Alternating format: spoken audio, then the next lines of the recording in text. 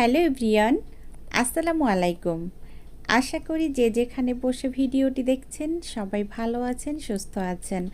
নতুন আরও একটি রেসিপি নিয়ে হাজির হয়ে গেলাম। আজ আমি আপনাদের সাথে শেয়ার করছি একটা ডেজার্ট আইটেম।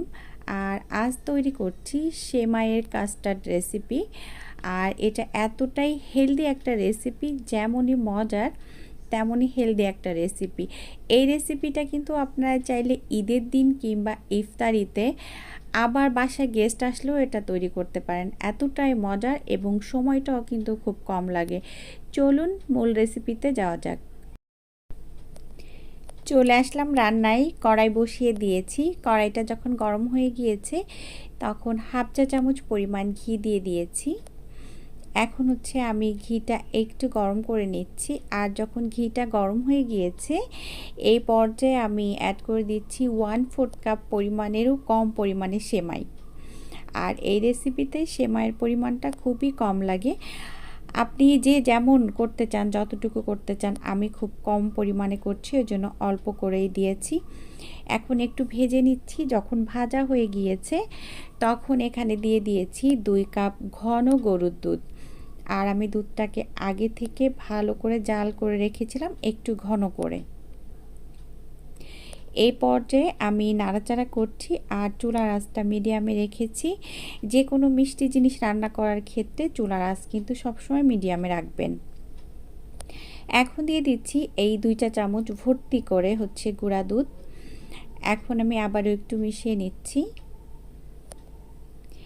যখন মেশানো হয়ে গিয়েছে তখন দিয়ে দিয়েছি এই স্বাদটা একটু বাড়ানোর জন্য সামান্য পরিমাণ লবণ। আর আমি মিষ্টি জিনিসে একটু লবণ খাই, এটা আপনারা সবাই জানেন। এখন আমি আবারও মিশিয়ে নিচ্ছি আর নাড়াচাড়া করছি। আর এই পর্যায়ে দিয়ে দিচ্ছি এই হাফ কাপের মতো কনডেন্স মিল্ক। আর কনডেন্স মিল্কটা যদি আপনি না দিতে চান তাহলে এখানে আপনি চিনি ব্যবহার করবেন আপনার স্বাদ অনুযায়ী। আর একটু গুঁড়া দুধ ব্যবহার করবেন। যেহেতু আমি কনডেন্স মিল্ক দিয়েছি তাই কিন্তু দুধের পরিমাণটা একটু কম দিয়েছি, আর চিনি ব্যবহার করছি না। আর যে কোনো ডেজার্ট আইটেমে কিন্তু দুধের পরিমাণটা একটু বেশি দিতে হয়, না হলে কিন্তু ডেজার্ট বেশি টেস্টি হয় না, এটা মাথায় রাখতে হবে। এখন আমি নাড়াচাড়া করছি আর মিশিয়ে নিচ্ছি। তো মেশানো হয়ে গিয়েছে, বলক উঠে গিয়েছে, সেমাইটাও সিদ্ধ হয়ে গিয়েছে, রান্না প্রায় মোটামুটি কমপ্লিট। তো সেই পর্যায়ে আমি নিয়ে নিয়েছি 1 চা চামচ পরিমাণ কাস্টার্ড পাউডার। এখন সেই কাস্টার্ড পাউডারকে আমি 2 টেবিল চামচ পানি দিয়ে একটু গুলিয়ে নিচ্ছি। আপনারা চাইলে কিন্তু এটা দুধ দিয়ে গুলিয়ে নিতে পারেন, তবে সেটা ঠান্ডা দুধ হতে হবে, নর্মাল তাপমাত্রার। তো এখন এই যে গুলিয়ে নিয়ে এইটাকে আমি সেমাইয়ের মধ্যে ঢেলে দিব। তো যখন আমি সেমাইয়ের মধ্যে এটা ঢেলে দিব তখন কিন্তু আমাকে অনবরত নাড়তে হবে, কারণ কাস্টার্ড পাউডার যদি গরম জিনিসের ভিতরে দেওয়া হয় সেটা কিন্তু দলা বেঁধে যায়। এই জন্য কিন্তু এইভাবে অনবরত নাড়তে হয়। এই যে আমি এখন অনবরত নাড়ছি আর চুলার আঁচটা আরও কমিয়ে দিয়েছি আমি। এরই মধ্যে কিন্তু আমার সেমাইয়ের কাস্টার্ড একেবারে রেডি হয়ে গিয়েছে। তো আমি যদি এই পর্যায়ে এখন চুলাটা বন্ধ করে না দেই তাহলে কিন্তু এটা আরও ঘন হয়ে যাবে আর বেশি আঠালো হয়ে যাবে, তখন কিন্তু খেতে ভালো লাগবে না। এখন আমি চুলাটা অফ করে দিচ্ছি। তারপর যখন এটা ঠান্ডা হয়ে যাবে আমি ফ্রিজে রেখে দিব। ঠান্ডা হয়ে যাওয়ার পর আমি ফ্রিজে রেখেছিলাম। তারপরে আমি ফলগুলোকে কেটে কুটে নিয়েছি। এটা আর আমি আপনাদেরকে দেখাইনি, আসলে এত কিছু দেখাইতে গেলে ভিডিও বড় হয়ে যায়। তো এই যে আমি সেই সেমাইয়ের কাস্টার্ডটা নিয়ে এসেছি। এখন আমি ফল অ্যাড করছি। আর আজকে আমি 4 রকমের ফল অ্যাড করব।